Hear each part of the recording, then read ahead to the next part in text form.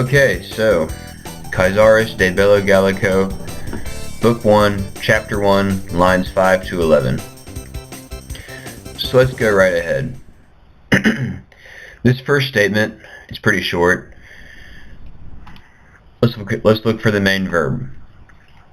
Immediately we see de-witted, it's at the right of the end there, and it's going to be our main verb. Heading back to the front of the sentence, we can also immediately see this gallos, this plural accusative masculine ending. That's going to be our direct object. But that leaves a lot of other things. The first thing we see is a preposition, and we're going to go ahead and mark this prepositional phrase here with this ablative plural here. And so in this other piece of the statement.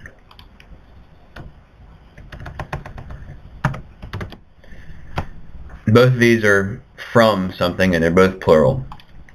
But it still leaves an astounding 4 different nouns. However, with looking further, we can see that each of these nouns are going to be nominative feminine. That A ending in these 3 cases, and then this irregular third declension noun, flumen, fluminus, feminine. So that leaves a lot of questions. How are we going to translate this sentence when there seems to be so many different subjects? Well, parallelism, as we've seen previously in Caesar, is important to this sentence construction. This subject goes with this direct object, and these subjects also go with this direct object, and all go with this verb.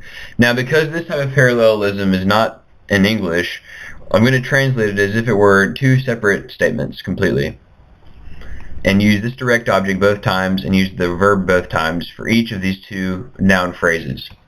So let's go ahead. Starting with Flumen Garumna, the river Garonne. And because there isn't a de-witted in that area of the statement, we're going to shadow one in. Divides the Gauls. Notice that it's plural, masculine, and it also has no extra I there, noting that it is not talking about the area, but it is talking about the people, the Gauls. The Gauls, in that prepositional phrase, from the Aquitanians. I'm going to be adding little endings like ians and that kind of thing to make the nationalities and areas sound a little more English. In terms of these words, most of these names of rivers have come through French, so they're going to be changed a little bit. Now, for that next piece,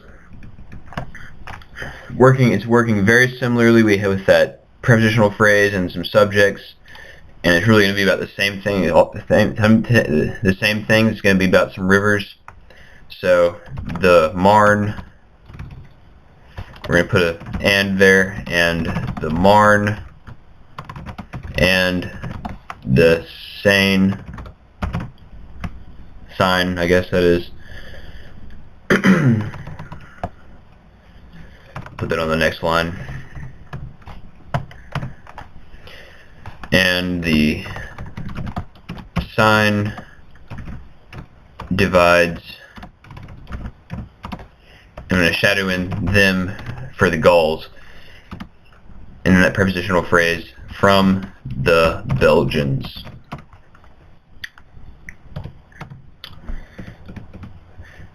Coming up next, we have another short little thought here, not very complex.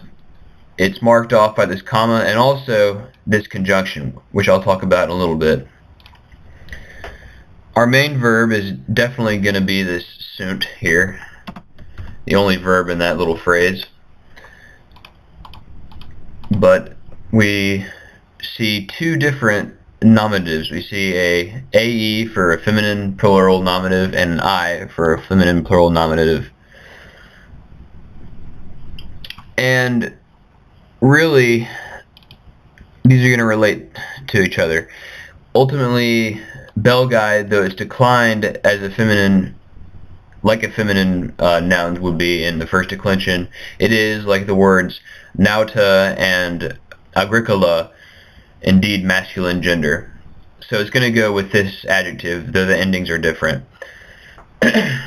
Relating it back to the other sense, we can look at these genitive plurals for some more information.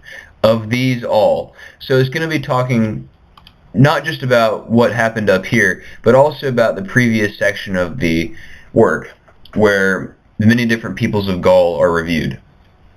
So of all these, the strongest, notice that fortissimi, it's going to be that superlative level there, are the Belgians.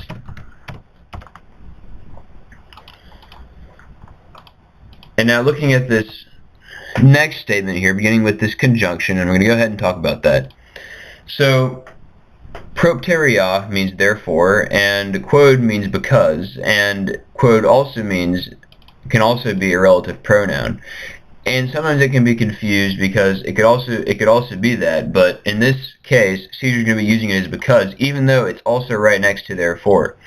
So this is something that actually Caesar uses a lot, and so these two words together, I'm just going to translate as because. It's a pretty common usage for Caesar. And now let's go into the rest of this statement. Immediately we see a preposition governing an ablative, and you might think that would be it, but after this conjunction we see another ablative, and then we also see this AE, which is either a genitive or a plural nominative. The main verb is down here, absunt, and we have an adverb right here. So ultimately the confusion from this sentence confusion from this portion of the thought could be about the AE. Is it a genitive, perhaps describing humanitate, or is it plural? Because of this NT ending, it's going to be with that verb. So which one of those would it be? Ultimately, you can assume from context that it's going to be talking about these Belgians, because the thought has started out with Belgae, and so the statement about them is going to be continued. We're going to elaborate on those. And though Provincii, the province of the Romans, is going to be important, as we'll see, relating to these Belgians, it's not going to be exclusively what this thought is about. So we're going to go ahead and mark that as part of the prepositional phrase, as it's helping out this humanitate. So let's translate. Because we know that Provincii, the nominative, that could be a nominative, is not, in fact, the subject of the sentence, we're going to go ahead and assume that the Belgians are what it's talking about, because they are, and then notice this adverb, farthest, and then because of that ob, both here and here, farthest away from the, now look at this phrase here, farthest from the culture, very easy derivative. We can also look at it like civility, and as well, from that atque, the human nature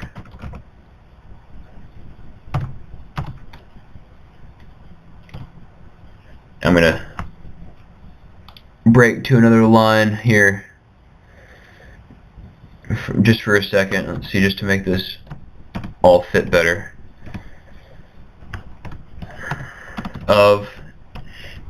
Now, usually when they are talking about the Roman province, and so it's going to be, it's in the addressing the Roman people in first person, there's no nostri there. But even though there's no nostri, I'd like to go ahead and shadow in an hour, just to make sure that the reader of my translation can understand what we're talking about. Because in English we use more of those kind of our, mine, yours, little possessive pronouns. So our province, of our province. And so what is this saying?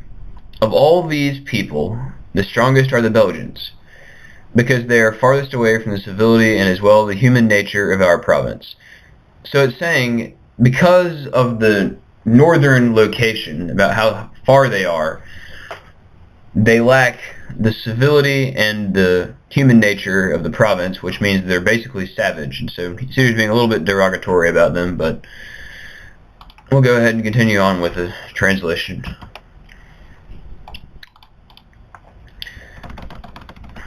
Now, looking at the rest of this little piece, we can see that the both of the next commas are going to be joined by this enclitic que, or and I'd like to go ahead and decide that this is really going to be, the rest of this are really going to be talking about the reasons why, because the causes of the reason why the Belgians are the strongest. And so that's what this is going to, this thought, this from all the way up here down to here is going to be tasked with discussing why the Belgians are the strongest of all the people in Gaul, or around Gaul. So we'd like to go ahead and go into this. And we can see that the main verb in this statement is indeed commeant. There is this atque and this some other things down here, but we'll just take it as we go. Just stay here with this. We have two adverbs, minime and saipe. This is going to be a superlative adverb, and really for this I'd like to group these together because it looks like this minime is going to be describing this saipe.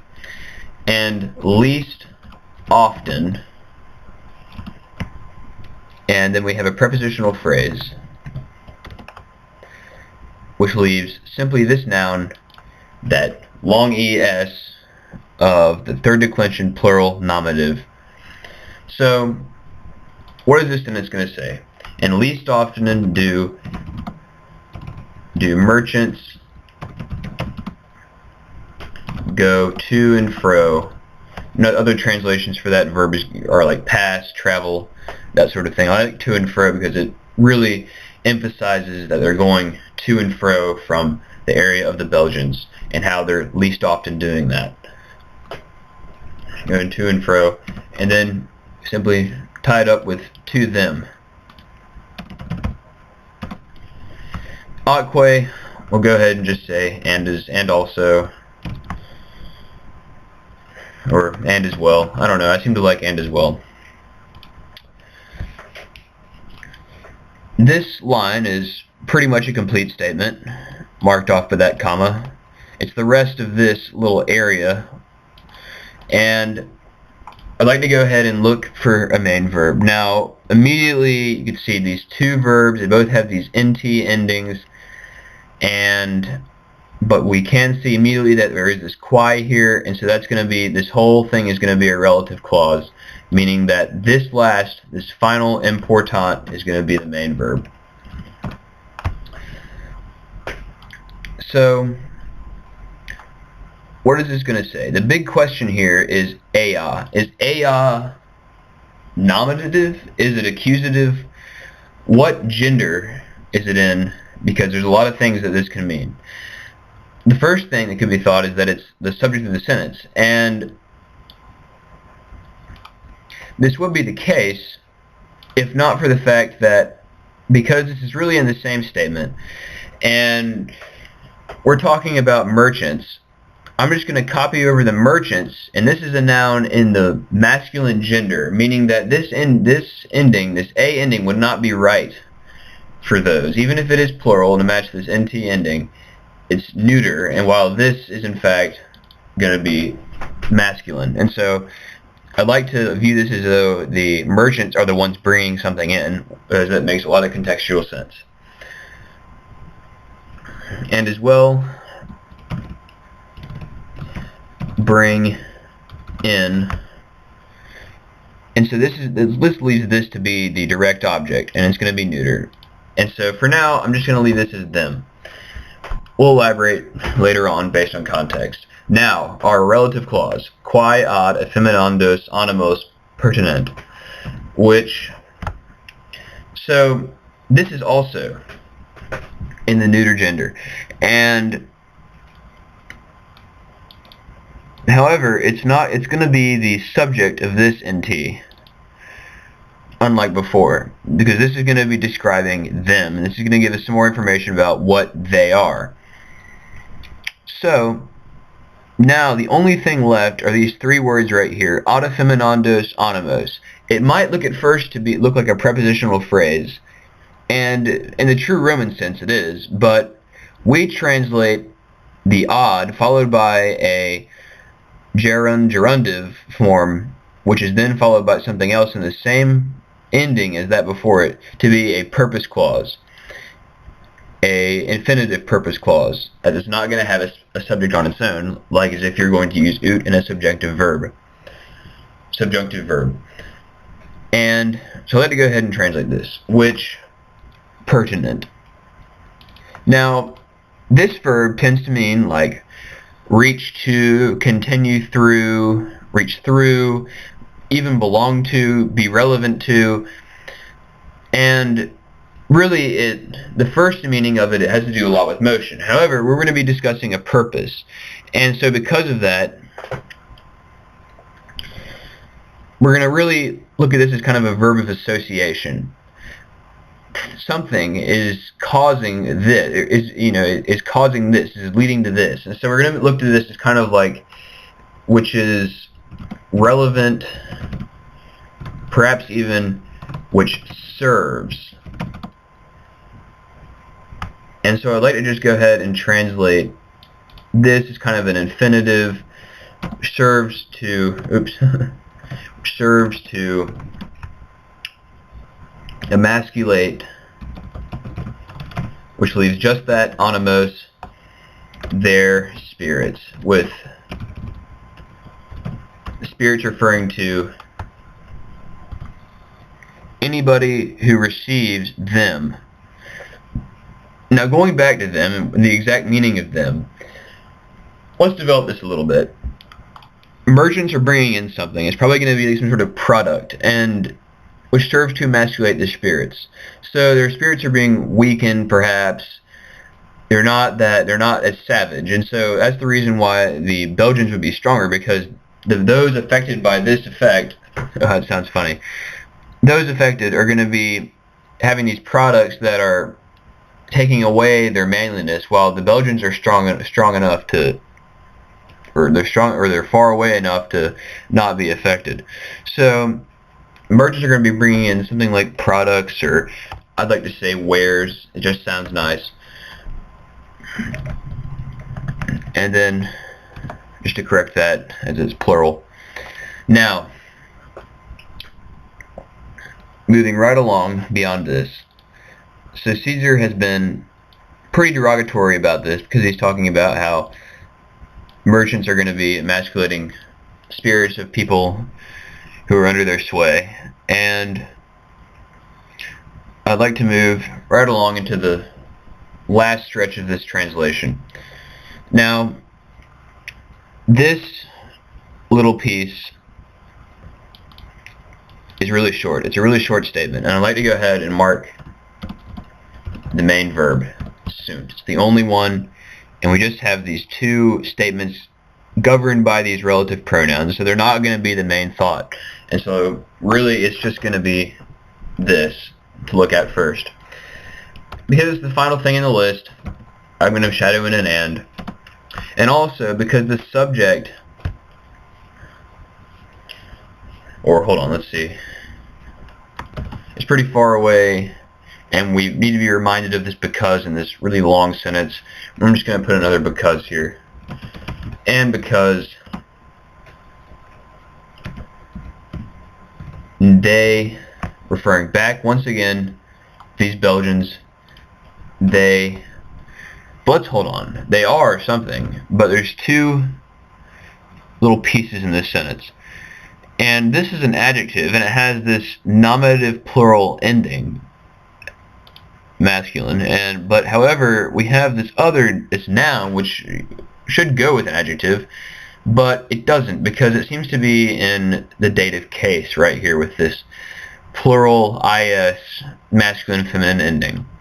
So what I'm going to do is I'm going to look at this dative as relating to this adjective, and this adjective means closest to, or neighboring to, And so I'm really going to make it in a very physical sense that they're neighboring the Germans. They are neighboring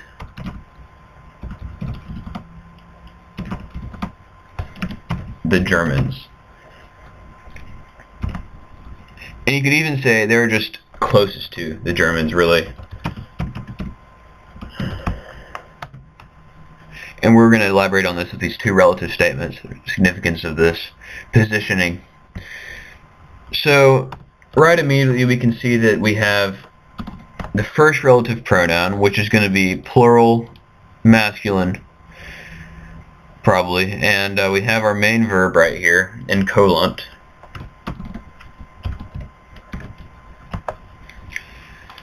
That's going to be to dwell in, inhabit, from incolo, incolera.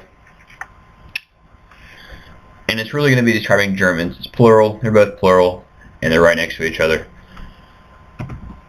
Who dwell, and then we have this little prepositional phrase, trans Rhenum, who dwell across the Rhine. Our last thing is yet another prepositional phrase. The only verb there is going to be gerunt. It's going to be our main verb. And it has this bellum right here.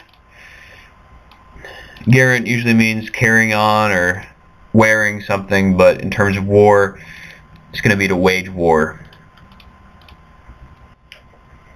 So somebody's waging war. We have this ablative looking thing here with this relative pronoun cum tells us it just has to be ablative of accompaniment. We have this cum here, and that means it's also going to be an animate sort of antecedent. So it's going to be the Germans once again, with whom